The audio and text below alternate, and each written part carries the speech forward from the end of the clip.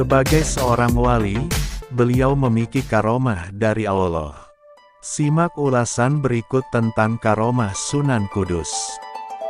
Ketika Sunan Kudus menunaikan haji ke tanah Arab, masyarakat di kota tersebut sedang terkena wabah penyakit. Pemerintahan di kota Arab mengadakan sayembara, untuk siapa yang bisa menyembuhkan wabah yang terjadi saat itu, akan diberi hadiah.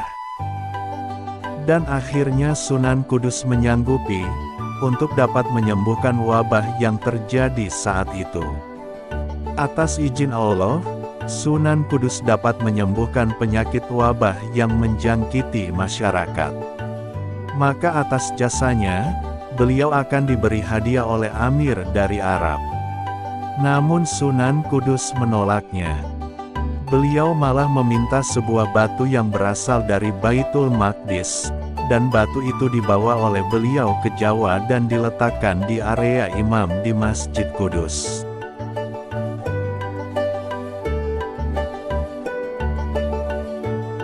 Waktu beliau menjadi senopati Kerajaan Demak, wilayah kerajaan semakin meluas hingga ke Madura, dan wilayah barat sampai Cirebon.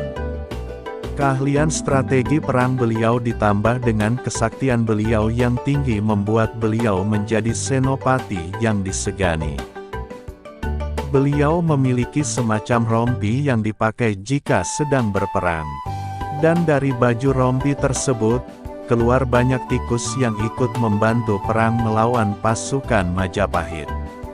Tikus-tikus itu sangat kuat dan sakti, jika dipukul atau ditikam, bukan malah mati, tetapi malah menjadi besar dan semakin ganas menyerang musuh. Hal ini membuat pasukan Majapahit lari tunggang langgang. Sunan Kudus juga memiliki sebuah peti, yang kalau dibuka akan mengeluarkan berjuta-juta lebah. Ketika perang, banyak pasukan Majapahit yang mati karena sengatan lebah tersebut. Ini pernah terjadi ketika beliau perang melawan pasukan Majapahit, yang dipimpin oleh Adipati Terung. Akhirnya Adipati Terung menyerah kalah kepada Jafar Shadiq.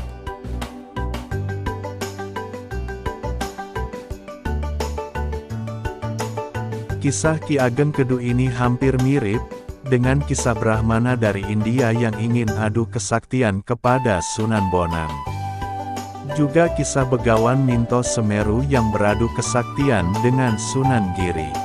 Ki Ageng Kedu ini ingin beradu kesaktian dengan Sunan Kudus, dengan pergi mengendarai tampah terbang miliknya agar segera sampai di Kudus. Sesampai di Kudus, ia tetap berada di tampah terbangnya dan berkoar-koar, untuk mengadu kesaktian dengan Sang Sunan.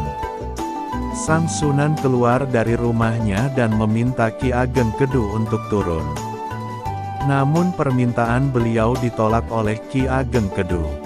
Sunan Kudus kemudian menunjuk ke arah tampah terbang tersebut, dan tiba-tiba tampah terbang tersebut oleng, dan membuat Ki Ageng Kedu terjatuh ke comberan atau jember. Dengan kejadian ini, Ki Ageng Kedu merasa kalah dengan kesaktian Sunan Kudus, dan tidak ingin mengganggu lagi. Wafatnya Sunan Kudus saat menyebarkan agama Islam sangatlah mulia. Beliau meninggal dengan posisi sedang bersujud, saat menjadi imam ketika menunaikan salat subuh, di Masjid Menara Kudus. Dan beliau dimakamkan di kawasan Masjid Jami Menara Kudus, yang dulunya sebagai masjid tempat beliau berdakwah, dan melakukan syiar Islam. Berbagai peninggalannya pun akhirnya memperoleh penghormatan serta dilestarikan hingga kini. Hal itu merupakan salah satu bukti bahwa penyebaran Islam di tanah Jawa, tidak semudah yang dibayangkan banyak orang pada umumnya, seperti yang terjadi di masa kini. Demikian ulasan tentang karomah Sunan Kudus. Sampai sekarang Menara Kudus sebagai peninggalan beliau masih selalu ramai dikunjungi para peziarah dari seluruh pelosok Nusantara. Semoga ulasan tentang Sunan Kudus ini menambah wawasan Anda.